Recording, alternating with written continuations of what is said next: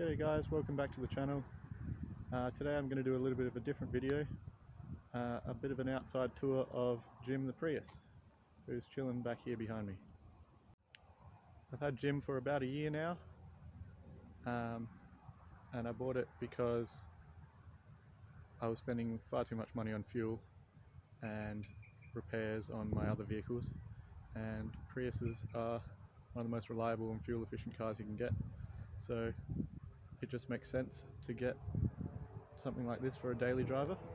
Now obviously a Prius is pretty terrible for off-roading in factory form, but I've never left a car factory in my life, so I wasn't about to start now. Let's take a look around the outside and what I've done to make it more suitable for off-roading and camping and working on building sites. First thing you'll notice when you see the outside of the car is obviously the paintwork. It's a matte grey. It's actually house paint that I bought from my local hardware store and applied with a roller.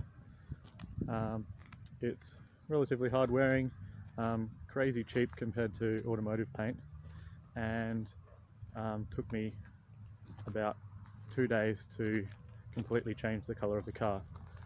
When I bought it, it was actually a taxi, so it was bright yellow on the bottom and green on the roof, which isn't exactly my idea of a stylish colour combination, so I changed that quick smart.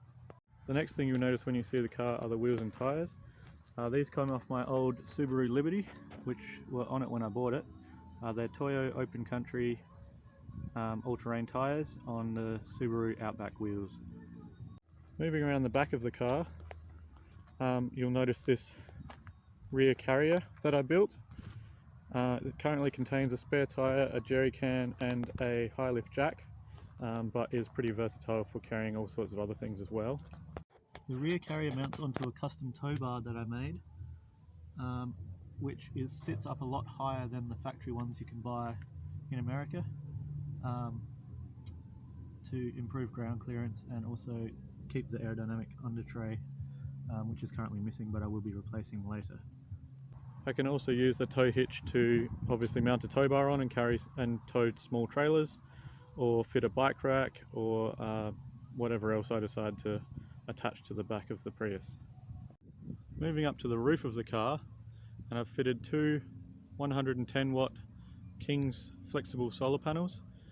The wiring from them runs to this Anderson plug, so I can disconnect them if I want to, and then it runs into the cab through this waterproof gland, which is in the hole that the antenna used to be. These connect to my factory 12 volt battery to keep it charged during the day, which allows me to have the radio on or run lights, or charge my power tools or my phone or my laptop while I'm camping. You'll also notice that Jim has a fair bit more ground clearance than a factory Prius. I've fitted a rising tuning lift kit, which is 40mm. It includes strut spacers on all four corners. I don't think you'll be able to see it on video, but they mount above the struts inside here and lift all the suspension 40mm further away from the body, which makes for a lot more ground clearance. Moving to the front of the vehicle, and you'll notice there is a lot of lights attached. They look a bit different to most Priuses you see on the road. They're actually attached to a custom bumper that I just finished.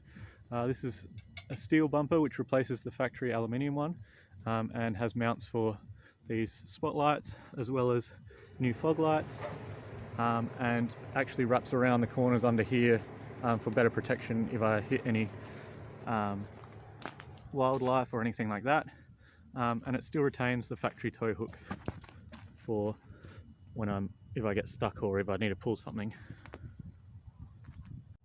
In the factory headlights here, you can see activated at the moment are my daytime running lights, which come on automatically when I start the car. They are from Loud's Lighting and are bright white when I'm driving straight, and switch back to indicator when I turn. Speaking of indicators, the ones on the side here are also been replaced with LEDs from Loud's Lighting, and the ones on rear are the same as the ones at the front. They actually switch back to white again for reversing, leaving my factory reverse section empty at the moment. You'll have to wait and see what I'm going to do with that in the future.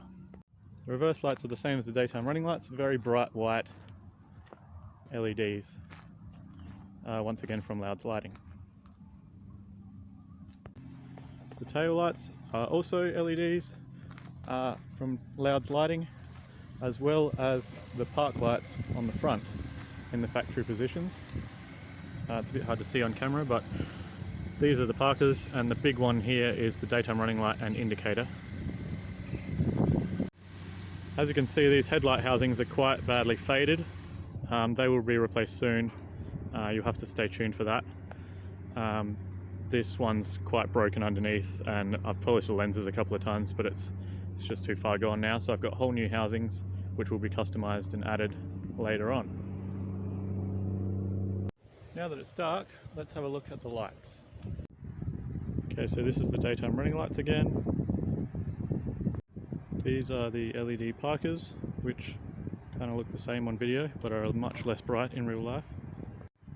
These are the factory low beams, which will be replaced soon along with the new housings. These are the factory high beams, which will also be replaced soon along with the new housings.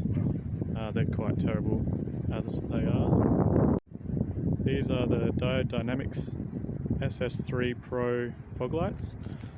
The camera's having a hard time focusing on them, but they're mounted to the new bumper and wired up to the factory fog light wiring.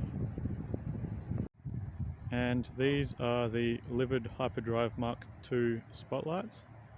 Once again, the camera's having a hard time focusing. They're hooked up to an external relay and powered from the high beam circuit, so they only come on when the high beams are on. Having a look from the driver's seat now, we have the factory low beams, the factory high beams, the hyperdrive spotlights, which are great on the highway, not so good in forestry areas like this. They're quite narrow, but I bought them for long highway drives. And these are the Diode Dynamics SS3 fog lights, which are extremely wide and nice and flat to get under fog or dust or anything like that. Okay, thanks for watching, guys. Stay tuned for an update on the interior. It's currently full of my tools and stuff for work, so I'll have to film that update later on when I've had time to clean it all out and finish up a few little things that need to get done before I can show you what's inside. Remember to like and subscribe, all the usual YouTube business, and stay tuned for future videos. Comment down below if you have any questions or like what you see, and I'll see you again next time.